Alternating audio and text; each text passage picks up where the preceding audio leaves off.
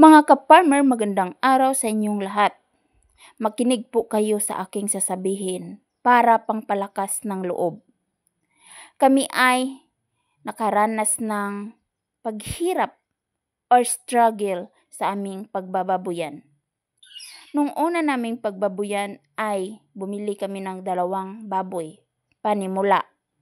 Pero sadly, palpak po, nalugi po kami dahil yung isa ay hindi talaga nagbuntis. Umabot siya ng 10 months, hindi talaga siya nabuntis.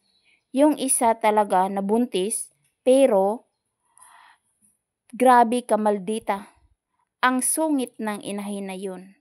Nanganak siya ng 11, namatay yung unang isa, di 10 na lang.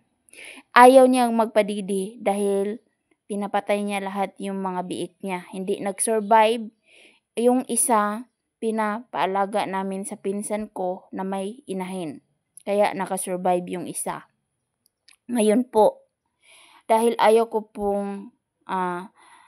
pong mag-surrender. Kaya nag-survive po kami, bumili kami ng 5 ulit. Inalagaan namin ng 7 months bago pinapakastahan. Pero sa kasamaang palad, yung 3, disgrasya din. Kaya nabinta din silang 3.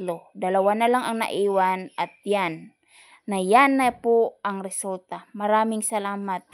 Magpapasalamat din ako sa Panginoong Hesus dahil tinulungan niya akong lumalakas ang aking loob na mag-alaga ulit ng baboy dahil hindi talaga basta-bastang gumastos ng baboy na magpapakain ka na ang mahal-mahal ng feeds. Maraming salamat din sa aking kapatid na tumutulong sa akin sa pag-alaga ng mga baboy na ito at ugunta ato ning padaghanon. Salamat, bye.